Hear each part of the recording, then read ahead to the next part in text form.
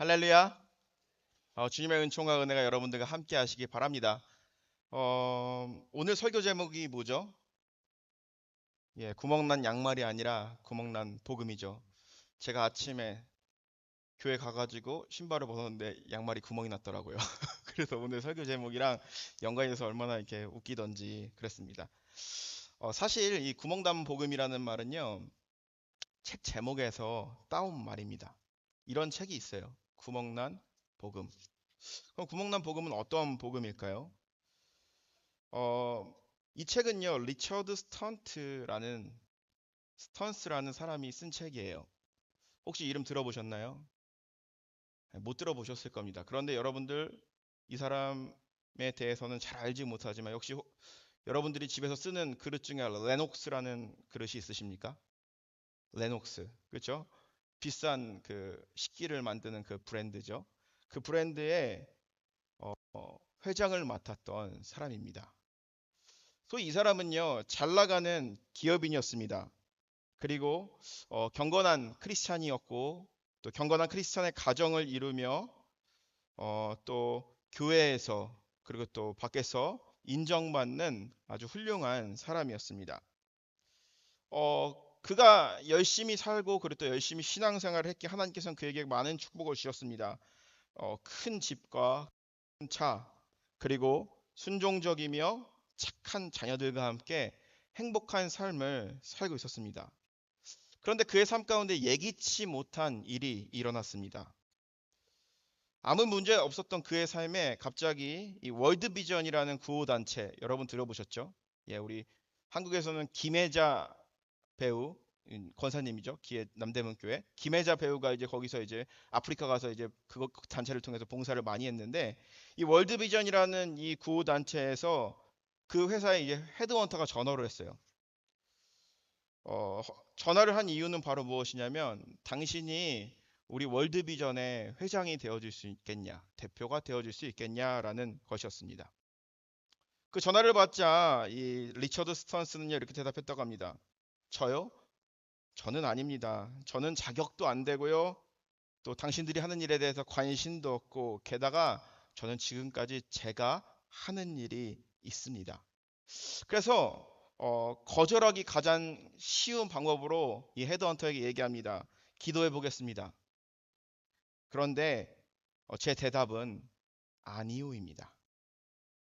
우리도 그럴 때가 있죠. 많은 경우에 우리가 어떠한 신앙인들 간의 대화 가운데 어떠한 불편한 요청, 불편한 질문을 요구를 하였을 때 우리는 이렇게 얘기합니다.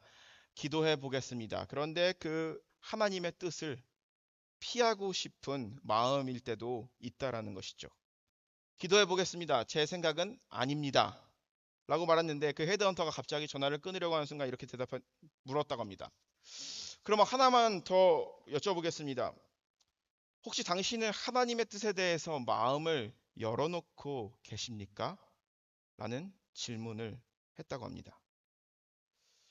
어, 기도해 보겠습니다. 라는 말, 그리고 기도하겠습니다. 라는 말, 굉장히 좋은 뜻입니다. 그리고 좋은 의미입니다. 그리고 크리스천의 대화 가운데 분명히 필요한 것입니다. 그런데 중요한 것은요, 정말 하나님의 뜻을 구하는 기도, 하나님의 뜻에 순종하는 기도를 하면 좋은데, 우리 마음대로 결정을 내려놓고 어떻게 보면은 대답을 피하는데 쓰고 있지 않나라는 생각이 듭니다. 우리는 하나님의 부르심 앞에 또는 하나님께서 주신 우리 사명 앞에 아멘이라고 대답합니다. 아멘이라는 뜻은 바로 무엇입니까? 그렇게 될 줄로 믿습니다. 그런데 뒤에 따르는 것은 하지만 이러이러이러서 안 됩니다.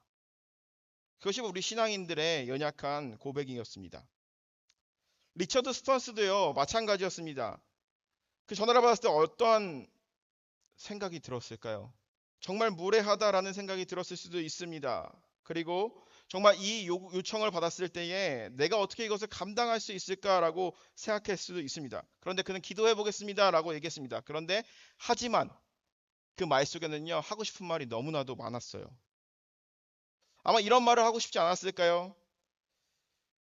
저는 전 세계 빈곤에 대해서, 그리고 또한 구호 기금을 모금하는 데서 관심이 없어요. 그리고 경험도 없고, 그리고 또 제가 이따가 실수하면 어떡합니까? 그리고 저는 이 회사, 내가 경영하는 이 회사에서 정상의 자리에 오르기까지 20년 동안 열심히 일했어요. 그래서 이제 좀만 있으면은 돈도 많이 벌 수 있을 건데 그걸 포기하라고요? 그것은 자살행위입니다. 저는 레녹스의 최고 경영자 자리가 좋아요. 돈만 있으면은 모든 걸 다 할 수 있고 평생 돈을 벌지 않아도 살 수 있기 때문이죠. 나에게는 6천 평의 대지와 침실이 여러 개가 있는 집이 있고, 그리고 또 그 집에는 우리 가족이 있습니다. 그리고 나에게는 차가 5대가 있어요. 그런데 그 5대를 포기하라고요? 나에게는 그리고 5명의 아이가 있습니다. 다들 학교도 잘 다니고 친구들과 좋은 시간을 보내면 날라리 믿음 안에서 잘 성장하고 있는데 그 아이들을 데리고 미국의 반대쪽으로 이사를 가라고요? 월드비전의 월급으로 우리 아이들의 학비는 될 수 있을까요? 이러한 질문을 가지고 있었을 것입니다. 기도해 보겠습니다 라고 하기는 자기 계산이 있었다라고 이 저자는 이렇게 얘기합니다. 그런데 오늘 본문을 보게 되면요, 아주 공교롭게 아주 재밌는 내용이 나옵니다. 19절에서 20절의 말씀을 보게 되면 이렇게 얘기합니다. 한 부자가 있어 자색옷과 고운 베옷을 입고 날마다 호화롭게 즐기더라. 그런데 나사로라 이름하는 한 거지가 헌데투성이로 그의 대문 앞에 버려진 채 그 부자상에 떨어진 것으로 배불리려 하매 심지어 개들이 와서 헌대를 핥더라. 오늘 여기 본문에 보게 되면요, 우리가 잘 알고 있는 본문이죠. 예수님께서 비유를 들어 설명하는 것입니다. 부자가 있었습니다. 그리고 가난한 나사로라는 거지가 있었습니다. 부자는 맨날 비싼 옷을 입고 비싼 음식을 차리고 사람들을 불러서 호화롭고 사치스럽게 생활을 하는데, 거지가 한 명 있었어요. 그런데 거지는요, 주인의 상에서 떨어진 것들을 주워 먹는 그런 비참한 인생이었다라는 것이죠. 그런데 그들의 운명이 갈리게 되죠. 우리가 본문을 보면 알겠지만 이 부자는 지옥에 가게 되고요. 그리고 이 가난한 거지는요, 아브라함과 함께 천국에 있게 됩니다. 어렸을 때 제가 교회 학교 다닐 때 이 내용을 가지고 이제 인형극을 한 것이 이제 생각이 납니다. 그 당시에 이 부자는요, 굉장히 나쁜 사람으로 비춰졌어요. 악한 사람, 하나님을 알지만 모른 채 하며 살아가는 사람, 그리고 이 가난한 거지는 가난하지만 약하지만 의로운 사람으로 그렸던 그런 생각이 납니다. 그런데 오늘 본문을 보면요, 마치 성경에는 아이들에게 이해시키기 위해서 그렇게 얘기했지만 오늘 성경을 보게 되면요, 부자가 죄를 지었다라는 이야기는 나오지 않습니다. 그는 단지 부자이기에 자신이 누릴 수 있는 권리를 누린 것이죠. 자색옷과 고운 옷, 베옷, 그런 것들을 입으면서 살았던 것이죠. 어쩌면 우리 크리스천 중에서도 깨끗하게 번 돈, 그리고 내가 번 돈을 내가 누릴 수 있는 권리가 있다라고 생각할 수가 있습니다. 축복이라는 이름으로. 그런데 성경은 자신의 것을 누리는 것, 자유롭게 누리는 것에 대해서 그것이 모든 것이 축복이다라고 이야기하고 있지는 않습니다. 그 이유는 함께하지 않는 축복은 축복이 아니라는 것이죠. 이 부자가 사는 집, 그리고 또한 부자의 근처에는요, 거지가 하나가 있었습니다. 거지가 하나 있었는데 그 거지는 주인의 상에서 떨어진 거 주워 먹는 그런 비참한 인생이었습니다. 이 부자가 도덕적으로 문제가 있다라고 말한 것은 성경에 언급된 거였지만 이 부자가 예수님의 비유에서 지옥에 있었던 이유는 바로 무엇입니까? 그 이유는 자신은 많은 부를 누리며 사치를 하며 세상이 말하고 있는 성공적인 인생, 부유한 인생을 살아가지만 이 가난한 자, 자기에게 가장 가까이에 있었던 이 가난한 자의 배고픔에 대해서는 신경을 쓰고 있지 않았기 때문이라는 것이죠. 즉, 한 부자의 누림, 결코 축복이 아니었다라는 것이죠. 오늘 우리가 이 본문을 통해서 이 복음을 다시 한번 이해해 봤으면 좋겠습니다. 내가 받아들인 복음, 그리고 내가 살아가는 그 복음이 과연 무엇인지, 내가 믿는 복음, 내가 살아가는 복음이 온전한 복음인지 오늘 우리가 이 말씀을 통해서 여러분들과 함께 나눠보고자 합니다. 제가 설교 제목을 구멍난 복음이라고 했습니다. 그런데 이 구멍난 복음을 쓴 리처드 스턴스라는 사람은요, 레녹스의 회장이었지만 결국에는요, 월드비전의 회장이 됩니다. 그러면서 이제 이 책을 쓰게 됐는데 그 책에 보면 이런 내용이 있습니다. 이 책의 이름이 왜 구멍난 복음인지. 이 스턴스라는 이 경영자에게는요, 한 명의 친구가 있었다고 합니다. 그런데 그 친구는요, 목사예요. 짐 윌리스라는 목사님인데 그 목사님이 신학교 때 자신의 친구들이랑 실험했던 그런 거에 대해서 이야기를 합니다. 성경은 우리가 66권으로 되어 있습니다. 그래서 이 성경을 연구해 보기로 한 거예요. 그런데 재미난 방법으로 성경을 연구했다고 합니다. 성경을 읽으면서 가난, 부, 정의, 억압 이런 부분이 있는 것들을 다 빼버립니다. 한 사람은요 그런 부분을 찾고 거기에 밑줄을 칩니다. 그런데 한 사람은요 그 밑줄 친 부분의 글씨를 칼로 도려냅니다. 그렇게 쭉쭉쭉쭉쭉 해보니 이 성경이 나달나달해졌습니다. 우리가 잘 알듯이 옛날에 우리 요즘에는 이제 뭐 신문 기사나 이런 거 보면은 이제 핸드폰이나 혹은 이제 컴퓨터로 스크랩을 할 수 있지만 과거에는 이 신문이 있으면 그거를 이제 스크랩했었잖아요. 그것처럼 성경에 있는 내용을 스크랩을 한 거예요. 그런데 모든 것을 다 빼고 나니 가난, 부, 정의, 억압 이런 내용을 빠고 나니 나달나달해졌어요. 그리고 2000여 개의 구절을 다 잘라고 나니 성경은 구멍이 나 있었습니다. 그러면서 하는 말이 바로 무엇입니까? 이렇게 얘기하는 것이죠. 성경에서 말하고 있는 진리 그리고 또한 예수님께서 말씀하신 가치 여기서 이러한 것들을 빼게 되면 결국에는 그것은 복음이 아니라는 것이죠. 복음이라는 것은 바로 무엇입니까? 예수 그리스도 그 자체이며 예수 그리스도의 삶이며 예수 그리스도의 선포입니다. 복음을 받아들인다는 것은 바로 어떤 것입니까? 예수 그리스도의 제자로서 삶을 살아간다라는 것입니다. 많은 사람들에게 감동을 준 책 중에 예수님이라면 어떻게 하실까라는 책이 있습니다. 그 책의 내용을 보게 되면요. 이것은요. 자신의 삶의 모든 부분에 있어서 이런 생각을 하게 되는 것이죠. 예수님이라면 과연 어떻게 했을까? 우리가 정말 사랑하는 사람이 있잖아요. 사랑하는 사람이 있으면은 그렇잖아요. 이거를 내가 사랑하는 사람한테 줬으면 어떤 기분일까? 지금 같이 있다 그러면 어떤 선택을 할까? 이런 생각을 하는 것처럼 예수님과 24시간 동행하는 것입니다. 어떠한 결정과 문제를 하는 데 있어서 예수님이라면 어떻게 했을까라는 질문으로 예수님께서 이끌어 주시는 삶을 살아가는 것이죠. 그런데 중요한 것은 바로 무엇이냐면 예수님이라면 어떻게 하셨을까라는 그러한 질문을 달고 우리는 살아가겠지만 우리는 취사 선택한다라는 거죠. 나에게 달고 내가 할 수 있는 것만 나에게 필요한 말씀만 골라서 예수님이라면 어떻게 했을까라고 하며 결정을 내린다라는 것이죠.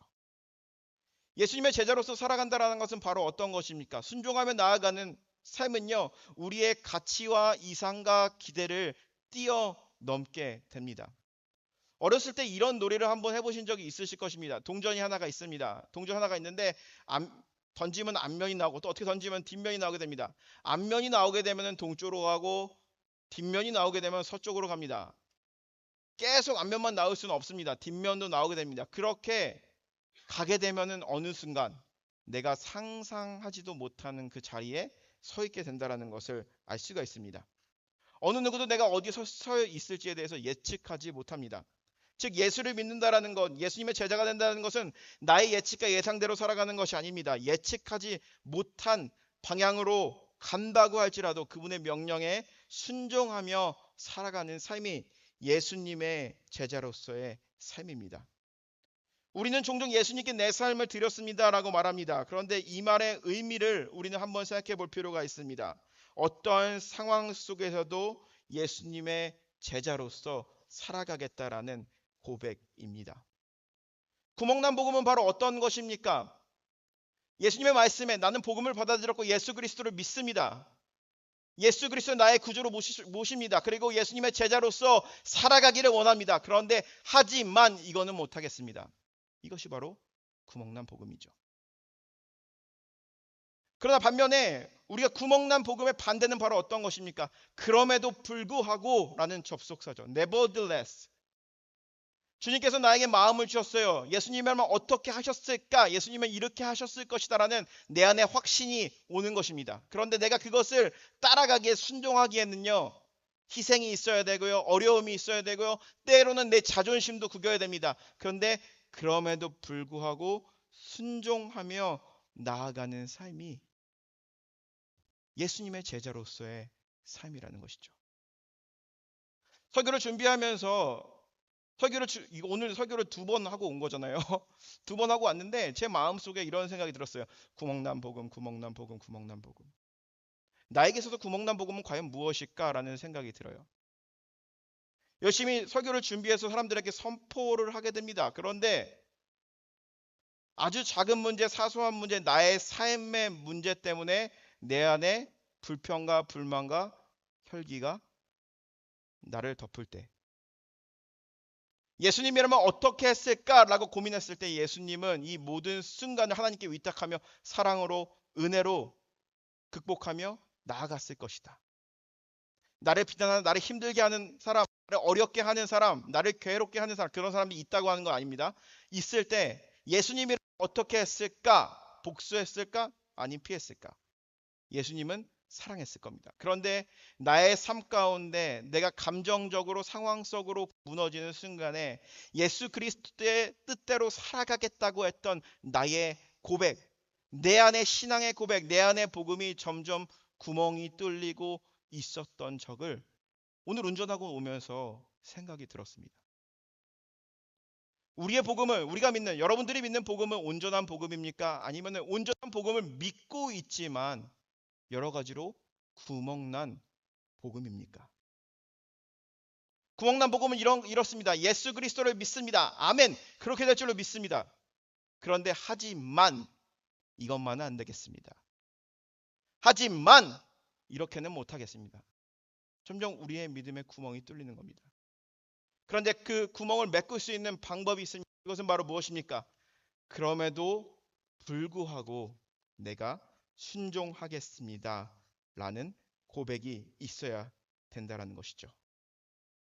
우리가 물어야 할 질문입니다. 우리의 믿음, 우리가 믿는 신앙, 우리가 걸어가는 이 신앙의 길은 과연 어떤가? 나의 믿음은 어떤지, 내가 믿는 복음은 온전한가? 정말 예수 그리스도의 복음을 믿으며 매 순간 주님의 뜻대로 살아가기 위해서 결단하며 순종하며 나아가는가? 아니면은 내 삶 가운데 너무나도 구멍난 부분이 많은지 오늘 성경은 우리에게 질문을 하고 있습니다. 어떻게 보면 오늘 우리가 읽은 이 본문에 나오는 이 부자도 구멍난 복음을 믿고 있던 사람이 아니었을까라고 생각합니다. 자신이 가지고 있던 부가 너무나도 컸기 때문에 믿음으로 살아가는데 방해가 됐을지도 모릅니다. 걸림돌이 됐을지도 모릅니다. 그리고 자기가 살아가는 것이 너무 즐겁고 그리고 또한 자기 수준에 있는 사람들만 눈에 보기 때문에 그 이하의 사람들은 눈에 들어왔고 그가 배고픈지 그가 아픈지 그가 죽어가는지에 대해서도 관심이 없었던 그러한 죄를 저질렀을지도 모릅니다. 야고보서 야고보서는요 이렇게 얘기합니다. 너희는 말씀을 행하는 자가 되고 듣기만 하여 자신을 속이는 자가 되지 말라라고 하는 것입니다. 우리에게 주는 메시지인 것이죠. 우리가 예수 그리스도를 믿고 그리고 또한 주일날 말씀을 듣고 유튜브를 통해서 많은 말씀을 듣습니다. 그 말씀을 듣는 순간 우리 안에 감동이 있고 은혜가 있습니다. 주의 말씀대로 살아가야지, 예수님의 뜻대로 살아가야지, 예수님의 제자로서 살아가야지 라고 우리의 마음에 감동은 있지만 우리의 삶으로 그것이 연결되지 못하는 것, 그것이 바로 구멍난 복음을 믿고 있는 우리들의 모습이라는 것이죠. 그렇다면요, 예수 그리스도의 복음을 받은 자들, 우리를 위해서 십자가에서 모든 것을 쏟아내시고 모든 것을 이루신 예수 그리스도의 복음을 온전히 받고 복음대로 살아가기 위해서는 우리가 어떻게 살아가야 할까요? 첫 번째로는 우리가 복음을 받았으면 그 세상 속에서 우리가 지켜야 될 분명한 책임을 다하고 다해야 한다라는 것이죠. 주님께서는 이 부자의 죄에 대해서 비유였기 때문에 이 부자가 의로운지 그리고 또한 이 가난한 거지가 악한 사람인지 좋은 사람인지 그거에 대해서는 언급하고 있지 않습니다. 이 비유를 통해서 말하고 있는 것은요. 말하고 있을 때 그 대상은요. 듣는 대상은 우리가 서 있는 자리는요. 이 부자의 자리라는 것이죠. 어떤 누군가에게 가난한 사람이 우리에게 도움을 구했을 때 그 사람의 가난함, 배고픔을 외면하는 것이 아니라 그 가난함과 배고픔을 이해하며 덮어주는 사람이 되어야 한다라는 것입니다. 말로만 하는 것이 아니라 우리의 삶 가운데 그러한 모습을 보이며 살아가야 한다라는 것입니다. 우리는 부패한 세상 속에서 살아가고 있습니다. 세상 속에서 살아갈 때에 더 드러나는 것은요. 우리가 복음으로 살아가는가 아니면 구멍난 복음을 가지고 살아가고 있는지에 대해서 분명하게 말하고 있습니다. 평소에 사이가 좋은 두 사람이 있었습니다. 그런데 이 두 사람이요. 사이가 좋지 않은 두 사람이요. 아주 막다른 골목에서 만나게 되었습니다. 한 사람만 딱 지나갈 수 없는 길입니다. 그런데 한 사람이 가로막고 이렇게 얘기합니다. 나는 악당 같은 사람에게 절대로 길을 양보하지 않아. 그것을 삶의 원칙으로 삼고 있어 하면서 그 앞을 딱 가로막고 있는 겁니다. 절대 양보하지 않습니다. 그런데 반면에 한 사람은 이렇게 얘기합니다. 나는 악당을 만나면 조용히 길을 비켜주는 것을 원칙으로 삼고 있어. 복받을 사람이 누구입니까? 누가 복음으로 사는 사람일까요? 둘째, 복음으로 살아간다는 것, 구멍난 복음이 아니라 구멍난 복음을 메꾸면서 살아간다는 것은 바로 어떤 것입니까? 우리의 삶 가운데 복음으로 그 구멍난 것을 메꾸며 살아가는 삶을 살아가야 한다는 것이죠. 우리가 오늘 성경을 보게 되면 이 부자와 가난한 자의 비유를 통해서 말하고 있는 것 중에 하나입니다. 부자가 외면한 것은요, 가난한 사람의 아픔, 가난한 사람의 고통을 외면하였다라는 것이죠. 관심조차 없었다라는 것입니다. 그렇다면 우리에게 있는 이 부자와 같은 그 마음, 구멍난 그 복음을 메꾸기 위해서는 우리가 어떻게 해야 될까요? 우리의 삶으로 그것을 드러내고 증명해야 된다라는 것이죠. 구멍난 복음을 쓴 저자 리처드 스턴스가요. 월드비전의 회장이 되었습니다. 그러면서 이 베트남을 방문한 적이 있었다고 합니다. 그런데 베트남에 한 목사님을 만나서 이야기를 나누고 있었습니다. 목사님에게 이렇게 질문을 했습니다. 목사님, 국민의 90% 이상이 불교 국가에서 어떻게 그리스도인이 되셨습니까? 저는 5년 전에 이 월드비전이 우리 마을에서 활동하는 것을 보게 되었습니다. 저는 우리 마을에 외부인들이 들어오는 것이 뭔가 의심스러웠고 뭔가 꿍꿍이가 있다라고 믿었습니다. 왜냐면은 캄보디아 사람들이 이제 캄보디아 사람들이 쿠메르즈 인종 학살로 인하여서 많은 사람들이 이제 킬링필드가 당했잖아요. 그러면서 이게 외부인들이 와가지고 우리도 그렇게 하는 것이 아닐까라는 그런 의심이 들었다고 합니다. 그런데 월드비전에서 온 사람들이 온 이유는요.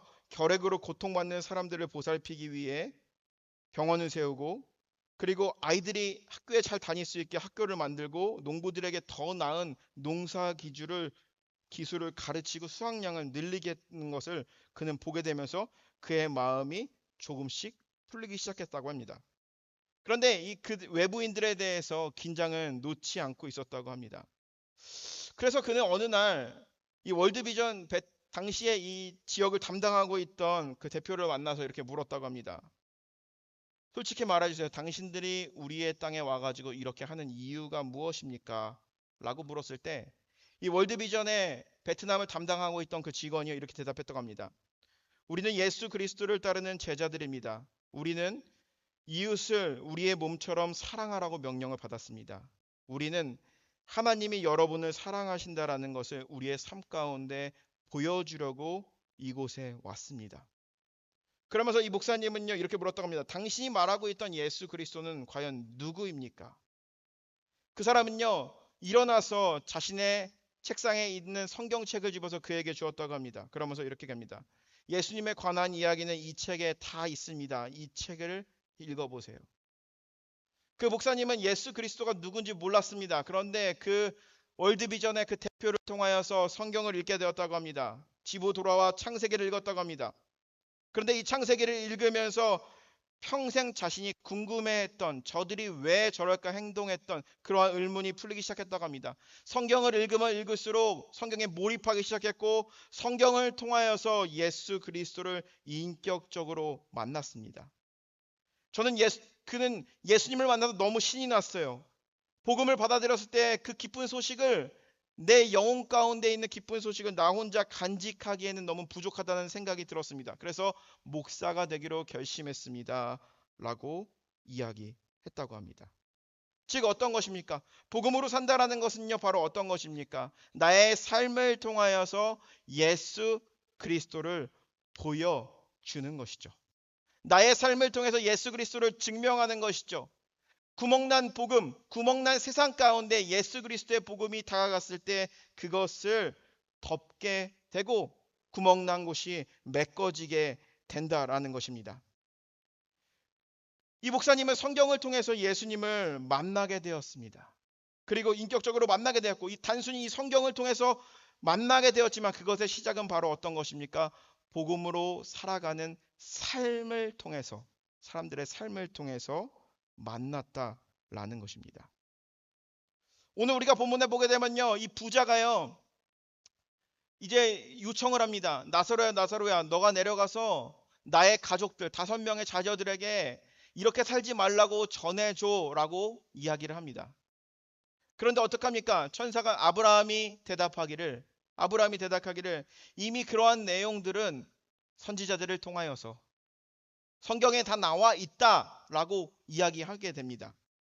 즉 어떤 것입니까? 오늘 본문에 이야기하고 있는 그 중요한 포인트는 중에 하나인데 이것은 바로 무엇입니까?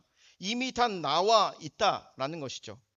즉 복음을 전하는 사람이 없는 것이 아니라 복음대로 살아가는 사람이 없었기 때문에 이렇게 되었다라는 것입니다. 사도행전 2장에 보게 되면은 예루살렘에 큰 성령의 역사가 일어났습니다. 하루에 3,000명이 회개하고 또 5,000명이 예수를 믿게 되는 아주 놀라운 큰 역사가 일어났습니다. 역사학자들에 의하면 당시에 이 예루살렘의 인구가 8만 명쯤이었다고 합니다. 그런데 당시에 여자와 그리고 또 어린아이를 제외한다라고 했을 때는 이 8,000명이나 되는 가장 건장한 남자들이 예수를 믿었다라는 것이죠. 아마 예루살렘 인구의 한 50% 정도가 해당이 되지 않았을까라고 학자들은 얘기합니다. 그런데 그들이요 예수 그리스도를 믿었습니다. 그런데 얼마 지나지 않아 예루살렘에서 제자들이 죽임을 당했고 기독교에 대한 박해가 시작됩니다. 많은 사람들이 베드로와 제자들이 전했던 복음을 듣고 감동을 받습니다. 그런데 이런 박해가 돌아왔을 때 그들의 삶으로 이것이 연결되지는 않았다라는 것이죠. 박해가 되고 하지 말라고 하니까 다시 원래의 삶으로 돌아갔다라는 것입니다. 세상에 복음을 전하는 사람이 없는 것이 아닙니다. 세상에 우리가 말씀을 접할 수 있는 통로가 제한돼서 그런 것이 아니라는 것이죠. 말씀을 읽지 않아서 그런 것이 아니라는 것이죠. 말씀을 읽고 살아가지 않을 때 우리의 삶 가운데, 우리의 복음 가운데 예수 그리스도의 복음에 구멍이 난다라는 것이죠. 복음을 듣고도 살지 않으면은, 예수 그리스도의 말씀을 듣고 예수 그리스도를 통하여서 은혜를 받고 결단하며 살아가기로 다짐합니다. 그런데 우리의 삶이 움직이지 않는다면 그것은 구멍난 복음이라는 것이죠. 탈무드에 보면 이런 이야기가 나온다고 합니다. 어떤 아버지가 있었습니다. 근데 어떤 아버지가 아들에게 이렇게 말합니다. 아들아 옆집 가가지고 낫 하나 빌려와. 여러분 낫 아시죠? 낫. 풀벨 때 쓰는 낫. 낫 하나 빌려와. 아들이 옆집에 갔다 오더니 표정이 안 좋아요. 아버지, 옆집에 갔는데 뻔히 집에 낫이 있는 게 보이는데 낫을 안 빌려주네요. 하면서 아들은 속상한 마음으로 방 안으로 들어가게 됩니다. 다음 날이 됐습니다. 그런데 거꾸로 그 옆집의 사람이 이 집으로 낫을 빌리러 왔습니다. 저기 혹시 낫 좀 쓸 수 있을까요? 라고 그랬을 때 아버지는요, 아무 말도 하지 않고 그 사람에게 낫을 빌려줬습니다. 이 아들은 분노하기 시작해요. 아버지, 제가 어제 한 말 어떻게 들으셨어요? 내가 저 사람네 집에 가서 낫을 빌리러 갔는데 낫이 분명히 있음에도 불구하고 나한테 낫을 빌려주지 않는데 어떻게 아무 말도 하지 않고 이 낫을 빌려줄 수 있습니까? 라고 아버지에게 따지는 거예요. 그러자 아버지는 아들에게 이렇게 얘기합니다. 저 집에서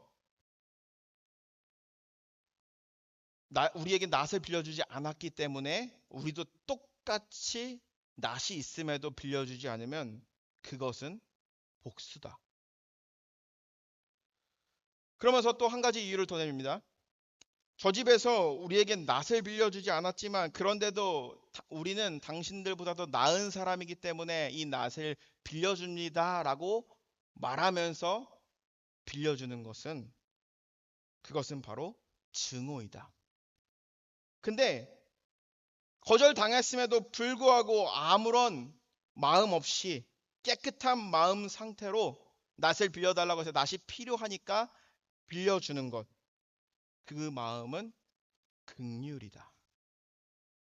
마태복음 9장 13절에 보면 이렇게 합니다. 너희가 가서 내가 긍휼을 원하고 제사를 원하지 아니하노라 하신 뜻이 무엇인지 배우라. 우리 믿는 자들이 분명히 빼뜨리고 있는 것이 있습니다. 예수 그리스도께서 우리에게 말씀하시고 있는 것이 있습니다. 그것은 바로 은혜의 말씀입니다. 은혜를 통하여서 우리가 갖게 되는 마음은요, 바로 긍휼의 마음입니다. 그런데 이 탈무드의 비유처럼요, 우리는 때로는 누군가를 우리 예수 그리스도의 복음을 받아들였음에도 불구하고 누군가에게는 복수하기도 하고요. 또 화가 날 때는 누구에게 증오의 마음을 품고 누군가를 비참하게 만들 때도 있습니다. 그런데 예수님께서 원하시는 것은요, 우리의 경건한 모습이 아니라 경건한 삶. 예수 그리스도의 복음을 그냥 머리로만 마음으로만 알고 살아가는 것이 아니라 우리의 삶을 통해서 드러나는 것이죠.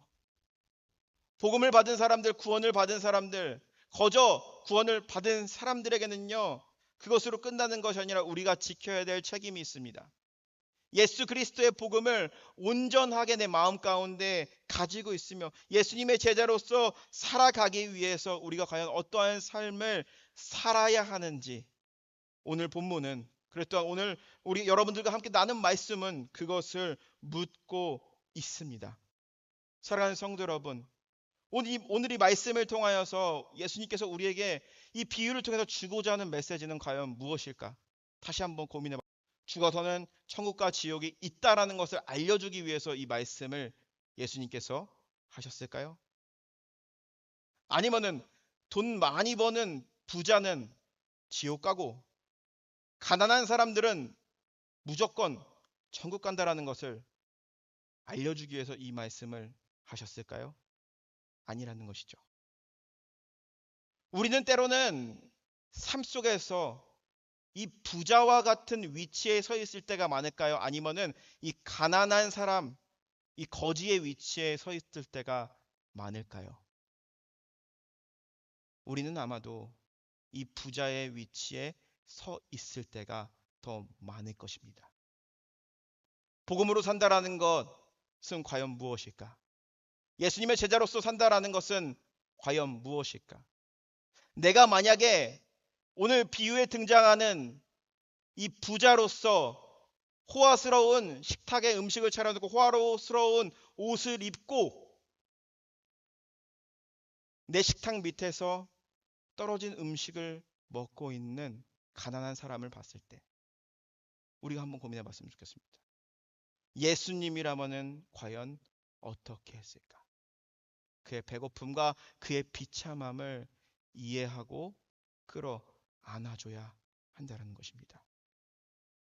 오늘 우리의 삶 가운데 부자와 그리고 또 거짓 나사로의 삶의 이야기는요, 삶의 우리의 삶 가운데 이야기에서 끊임없이 이어지고 있습니다. 그런데 여러분 착각하지 마십시오. 우리는 거지가 아니라 부자의 위치에 서 있다라는 것. 나중에 심판받지 않기 위해서는 우리가 우리의 삶 가운데 정말 복음을 믿는 자로서 예수 그리스도의 복음을 온전히 지키기 위하여서 몸부림치며 나아가는, 마지막 때를 준비하는, 마지막 때를 두려워하는 것이 아니라 마지막 때를 기쁘게 맞이하는 그러한 삶을 살아가라고 예수님께서 우리에게 주신 복음의 선포라는 것입니다. 사랑하는 성도 여러분, 우리가 이 말씀을 묵상하면서 저와 여러분들이 깨달았으면 좋겠습니다. 나의 삶 가운데 구멍난 복음, 구멍난 곳은 어디인가? 그리고 그것을 어떻게 메꿀 수 있는가? 그리고 또 마지막 때를 준비하기 위해서는 내가 하나님을 믿고 하나님의 예수 그리스도의 제자로 살기로 결단했다면은 어떠한 삶을 살아가야 할 것인지, 이 말씀을 바라보면서 한 주간도 예수님의 제자로서의 책임과 그리고 또한 삶을 잘 감당하시는 저와 여러분 되시기를 주님의 이름으로 간절히 축원합니다. 기도하겠습니다.